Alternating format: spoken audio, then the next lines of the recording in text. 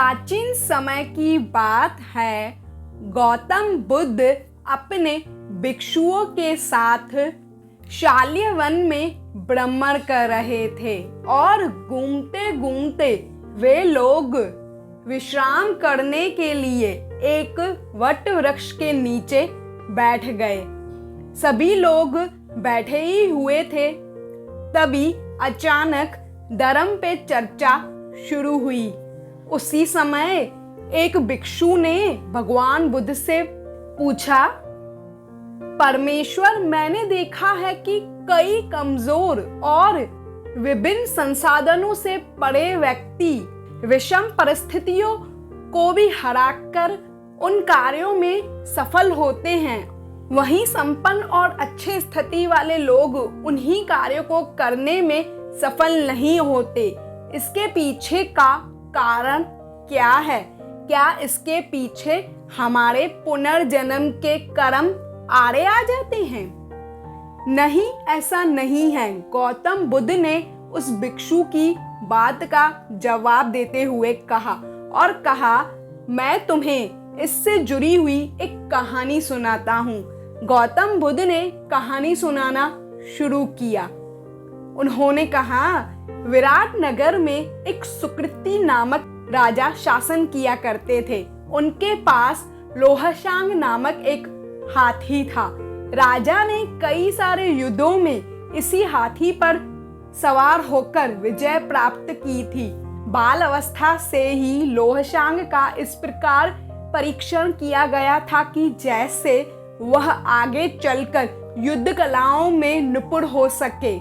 पर्वत के आकार समान लोहशांग जब सेना का प्रतिनिधित्व करता था और हुकारता था तो डर के मारे शत्रु की सेना दबे पांव ही भाग जाती थी।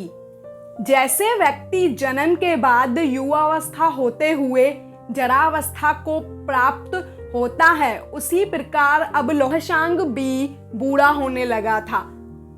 उसका शरीर कमजोर पड़ गया था और उसका तेज भी समाप्त होने लगा था। अब वह केवल हाथीशाला में एक शोभा मात्र बनकर रह गया था। सेना में भी उसकी अहमियत कम होने लगी थी। इसके चलते लोहशांग पर पहले जैसा ध्यान नहीं दिया जाता था। उसे दिए जाने वाले भोजन में भी कमी की गई थी। एक बुजुर्ग सेवक उसके भोजन और पानी की व्यवस्था किया करता था, लेकिन वह भी यह करने में कई बार चूक जाता था, जिस वजह से हाथी को कई दिनों तक भूखा प्यासा रहना पड़ता था। कई दिनों तक प्यासा रहने के कारण एक दिन हाथी हाथीशाला से निकलकर एक तालाब के पास जा पहुंचा। वह तालाब काफी पुराना था। लोहशांग को वहां पहले भी लाया गया था। लोहशांग ने तालाब के पास पहुंचकर भरपेट पानी पिया, अपनी प्यास को बुझाया और उसी जल में स्नान करने के लिए चला गया। तालाब में कीचड़ होने के कारण वह उसमें फंस गया। वह जितना उस कीचड़ से निकलने का प्रयास करता, उतना ही उसमें फंसता चला जाता। अंत में वह हाथी गर्दन तक कीचड़ में फंस चुका था। जब यह खबर राजा तक पहुंची तो उन्हें बहुत दुख हुआ। उन्होंने हाथी को निकालने के लिए बहुत प्रयास किए, लेकिन सभी प्रयास विफल हो गए।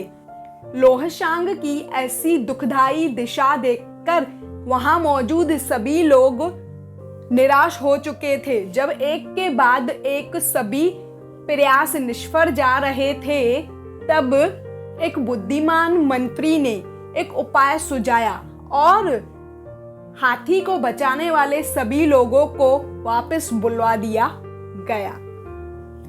इसके बाद उन लोगों को सेना की तरह सुसज्जित किया गया। युद्ध का वातावरण बनाया गया। लोहशांग के सामने युद्ध के नगाड़े बजने लगे और सेना इस प्रकार इधर उधर कूच करने लगी जैसे कि वह शत्रु पक्ष से हो और उस पर आक्रमण करने के लिए आगे बढ़ रहे हो। यह देखकर अचानक लोहशांग में ना जाने कैसे जोश भर गया और उनसे बहुत जोर से हुकारने लगा। वह अपनी ओर बढ़ रहे सैनिकों पर आक्रमण करने के लिए पूरे बल से गर्दन तक फंसे हुए कीचड़ को खदेड़ता हुआ तालाब के किनारे आ पहुंचा।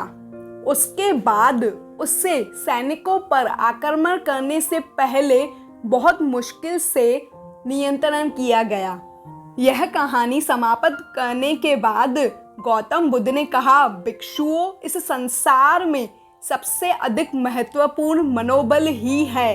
अगर किसी व्यक्ति में मनोबल जाग उठे तो वह कमजोर और हारा हुआ व्यक्ति भी असंभव को संभव कर दिखा सकता है और उनके अनपेक्षित सफलताएं हासिल कर सकता है। इस कहानी से हमें यह सीख मिलती है कि मन के हारे हार होए, मन के जीते जीत। अर्थात यदि व्यक्ति मन में ठान ले कि उसे जीतना ही है तो कितनी भी विषम परिस्थितियां क्यों ना हो, वो उसे विजय प्राप्त करने से नहीं रोक सकती है। इसीलिए हमेशा खुद पर विश्वास रखिए, आपको सफलता अवश्य मिलेगी। अगर वीडियो पसंद आई हो तो इसे लाइक और शेयर ज़रूर कर दीजिएगा। अगर आप मेरी चैनल पर पहली बार आए हैं तो इसे सब्सक्राइब करे बिना मत जाइएगा। मिलती हूँ आपसे नेक्स्ट वीडियो में।